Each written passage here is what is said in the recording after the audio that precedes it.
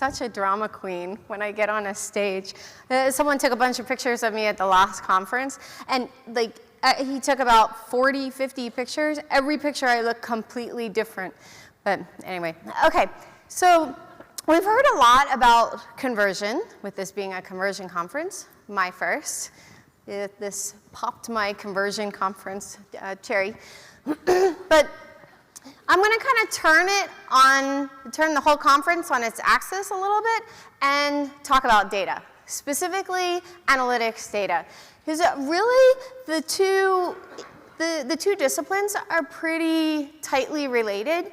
In fact, I see analytics as kind of the bookends for conversion optimization. I use analytics on the front end with clients to identify optimization opportunities. In fact, quick tip, one of the best strategies is go into your landing pages report. Even better, go into your channels report, which I'll show you in a minute. Click on a particular channel, change the primary dimension to landing pages, sort by conversion. So however you measure conversions, preferably revenue, if not, whatever you want them to do on your site, and then check out those landing pages with high conversions and high bounce rates.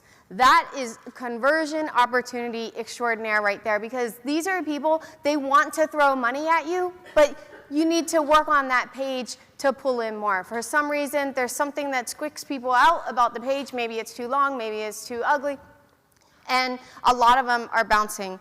And then I use it on the tail end to measure the results of the testing. But your data, your testing is only as good as the data.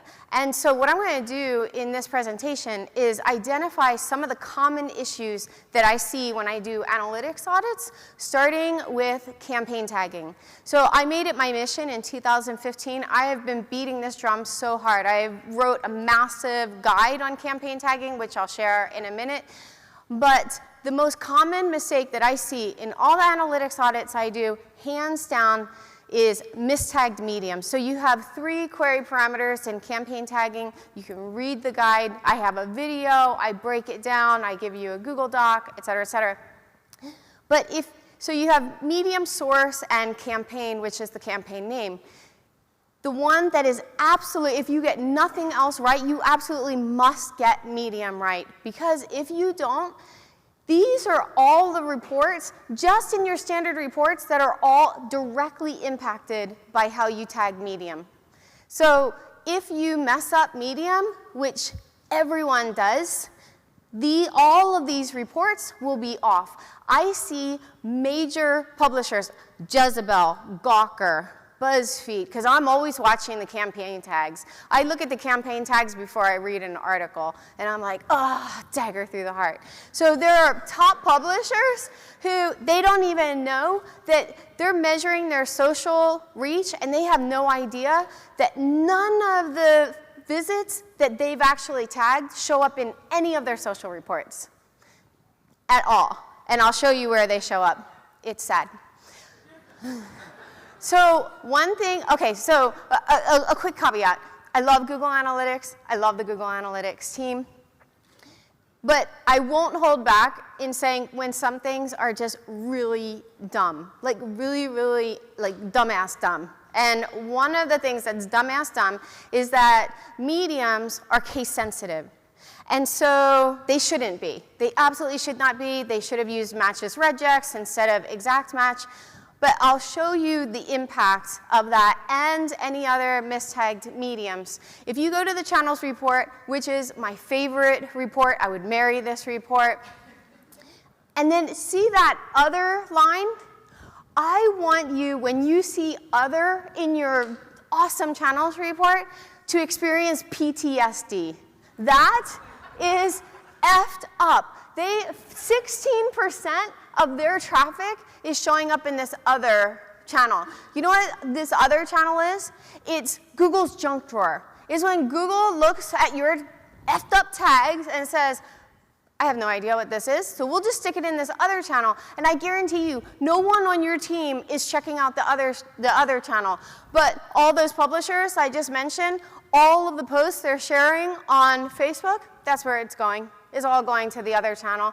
But those poor marketers who are sharing and doing all this social media engagement and stuff, they're being judged on the social line item. It's very sad. So if you click on that other channel and then change the primary dimension from source to medium, you'll be able to see all the mediums that Google says, sorry, no idea what these are. And I highlight email and display because these are mediums that they're recognizable mediums. Google says if you're tagging emails, tag UTM_medium equals email. If you're tagging display, UTM_medium equals display. But because they used a capital letter, it shows up in the other channel. And email is a cash cow. I'll talk about that more in a minute. That's ridiculous. It's like Google sees a capital letter and it's like, ew, what is that? I literally have no idea what that is. But here's a bunny with a pancake on his head. I mean, I won't give you any credit for your traffic, but this is the best we can do. So don't do that. Lowercase everything, set up a lowercase filter. Always use lowercase to avoid these hassles. You can learn more about campaign tagging with my guide, bit.ly/GA campaign tagging. It's a thick and chewy cookie. All right, next up, not tagging emails. So as I just mentioned, email for most sites, I laugh when people say email is dead. I'm like, you know what? You might want to crack open Google Analytics because for most clients, email is hands down their cash cow. But email is a tricky little minx because most email traffic, if you don't tag, shows up as direct. I have clients all the time say, you know what, I think we have really strong branding signals because our direct keeps growing. And I'm like, are you doing much with email? And anyway, so you should hate direct, or at least bastardize direct, as much as you hate that other channel. So if you do tag emails correctly, this is where they're going to show up. Once again, the channels report. This is why I love the channels report so much. This client was awesome. I mean, to see email as the first line item, it's extremely rare. But this is after I did the audit, and they were tagging all of their emails. Now, here's a little trick to find out if your whoever is supposed to be tagging emails or your client, because they always say, you know, it's like plausible deniability. You can't ask them, are you tagging your emails? Because they're going to say, yeah, duh, of course. But here's how you can find out if they're really tagging their emails. So go into your referrals report, and in this line item filter up there, just drop the word mail. And then what's going to show up here are just all the webmail providers that aren't on a secure server. So, I mean, email providers that aren't on a secure server are going the way of the dinosaur. So you might look at this at first blush and say, well, it's only 3% of our traffic. I don't care about 3% of our traffic. False. Because if you see any traffic, even a fairly significant amount of traffic in that report, no, that's just the tip of the iceberg. Because the much bigger part of the iceberg, the part that's actually going to sink your Titanic, is all showing up as direct because all of the visits, when someone clicks on a link, an untagged link from your email, from a desktop app such as Outlook or Mac Mail, any mobile app, or any web app that serves from a secure server such as Gmail or Hotmail, they're all showing up as direct. So make sure every link in your email is tagged, including the boilerplate links, the header, the footer, all of that. Okay, next up, fractured views. So when I'm doing audits, I will see accounts that have like 20, 25 views. And that in and of itself isn't an issue, but one thing you need to understand is that when you set up a unique view, and you do that by applying filters and stuff, everything that's outside that bubble, it's still going on, it's just invisible to that view. And here's where that can become problematic. So I want you to imagine your view as a box, and your visitor as a puppy. I have a grand puppy. I love puppies. Your goal is to keep that puppy in the box. So when someone visits your site, if, let's say, I'll use a real example, Home Depot, I haven't worked with them, but they have their blog on a different subdomain. And somehow marketers, like they see a subdomain and they're like, oh yeah, let's create a view for the subdomain, a view for the, you know, it's like we see subdomains and we think we have to have a separate view. They used to be called profiles, if we have any old schoolers in here. But if someone can easily move from the blog to the main site or the main site to the blog, everything they do on those different subdomains becomes invisible. So if I'm looking at the blog view, what I'm going to see when they go to the main site is a bunch of not sets. Because when they bounce back and forth, Google's going to say, I don't know where they came from. I mean, I know it was somewhere in the site because the cookie didn't drop. We'll talk about that more in a minute. But I don't know where they came from. So you're going to see a bunch of not sets in your content reports, in your all pages report and your landing page report. You don't want that. You'll also have your conversions attributed to the wrong thing. Like, there's nothing more frustrating than seeing a landing page and you're like, oh, wow, this landing page generated $28,748 from not set. Like, that's not something you want. Now, here's a legitimate example of where you could create different views. We'll look at the Gucci site. They have a subdirectory for each of their countries. So this is the US, Spain, and Canada. So if I am searching for something Gucci, I'm going to land on the US site, unless I'm searching from France in a couple months. But the chances are, I'm not going to go from the US site and say, well, I wonder what this is in Canada, don't you know? Yeah, I mean, someone might, but the risk is relatively low. So that would be a totally legitimate view and view filter, because I'm going to stay in that box. Okay. Visitors leave your site to convert. This one pains me physically. And this is especially relevant to conversion optimization. So we're talking about how to, optimize all these different things. But then you have a site where they leave your site to do what you want them to do because they're paying with PayPal or something like that. And I understand the temptation. When I started offering products on my site, I thought setting up my site as a merchant was going to drive me to drinking. I had to essentially sign over the rights to my firstborn to Bank of America to set up a merchant account. They had to do some kind of, I don't know, it was like an equivalent of a background check. I mean, it was crazy. I was like, I just want people to give me money. Like, it shouldn't be this hard. And then I had seminars. It was very tempting to use Eventbrite, but I was dogmatic. I was like, no, you're not leaving my site. No, just kidding. I didn't want my visitors to take their data, because when they do, this is what happens to all that delicious data. The very data that you're trying to test and optimize for is like, see ya. So there are a couple things that you can do if someone has to leave your site. So with Google Analytics Universal, Google gave us this really cool feature called the referral exclusion list. This is good if you don't care what they do when they're on that other site. So I may look like a little bit of a hypocrite, because you'll notice I have Calendly.com. I was using this one service, Schedule Once. You can buy like Hangouts, so an hour or 2 hour Hangouts, and after you pay, you can just go and just pick a time, just pick an hour or 2 hours, whatever. So it's really convenient. It saved all the emails. How about Thursday at 4? No, I have a doctor's appointment. How about blah, blah, blah, blah, blah. So they just go and grab a time that's available. So I had this one service that used a plugin, and so visitors didn't leave my site, but the plugin kept breaking. So then I was going back and forth. Oh, I'm so sorry about that, and setting up these times manually. So I signed up for Calendly.com. So yeah, people leave my site, but guess what? I don't care. You've already given me your money. You've already converted.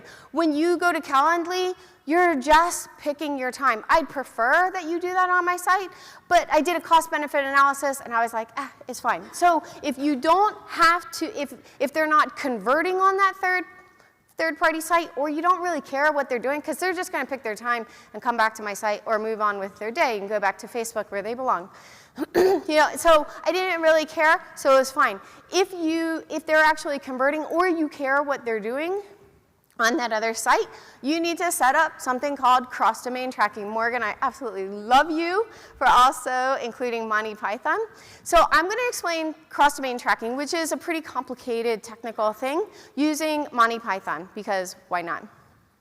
So think of Sir Lancelot as the cookie. And the bridge troll, of course, is Google. And the cookie, so when someone's visiting your site, that's called a first-party cookie. They can't go to another, you can't track them when they go to another site. Google says, no, sorry, that's the bridge of death, you die. You as a cookie, you die.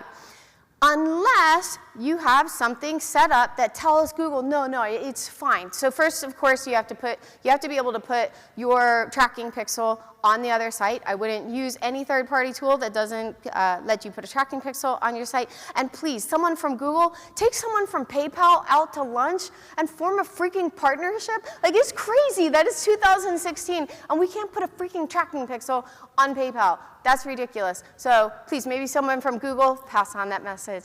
They'll love me. So I'm going to take a real example. Westmark Hotels, so they use, they use a third-party booking engine, pretty common for smaller hotels. And you'll notice here that they go to this separate site, but there's this little parameter at the end. I'll try not to fall off the stage. GA equals, and then a bunch of gobbledygook.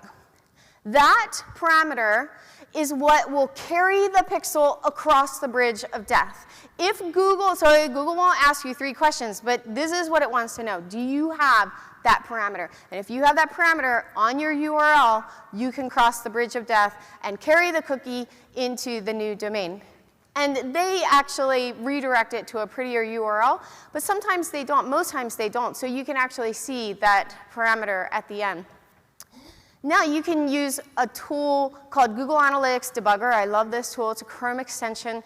And we're going to use this to actually look at the cookie. We'll look at what happens. So here we have Westmark Hotels, and you'll notice this, it's super nerdy. It's called a client ID. And if your cross-domain tracking has been set up properly, when you go to the new domain, that client ID should be the same number. If it's not, your cookie fell and died. So when we go to the new domain, you'll see that it did indeed pass to the new domain. So the DA parameter is what allows the cookie to cross to the new domain. Well done. And if you don't, that's what happens. OK, so if you're running Classic, shame on you. No, just kidding. This is what it looks like in Classic. So with Universal, they simplified it to just one parameter, but this is what it looks like in Classic. So if you see this, fear not. And it's a little bit different. Instead of a client ID, it's called a visitor ID. Eventually, they figured out, oh, actually, these aren't actually visitors. But I won't get into that. OK, no bot filtering. All right, this is another Google criticism here. So you tend to think of bots sometimes as like, these cute Android bots. We have the adorable Roger Moz bot. But those are caricatures. Here's the reality of bots that hit your site. They come in like a wrecking ball, okay? And you don't want them on your site. So with Universal, Google gave us this really cool little setting. If you go to admin view settings, you'll see bot filtering. Absolutely awesome. Two problems. One, no one knows it's there. Two, you have to opt into it. Like, what the hell, Google? Like, who's going to say, whoa, what happened to all my bot traffic? I am going on Twitter. So that's an oversight. Make sure you go into any view that you use on a regular basis and check that. All right, no custom channels. I talk about this a lot in my, campaign tagging report. So here's what my channels report looks like, and you'll see some custom channels here: Google Docs, templates, affiliate.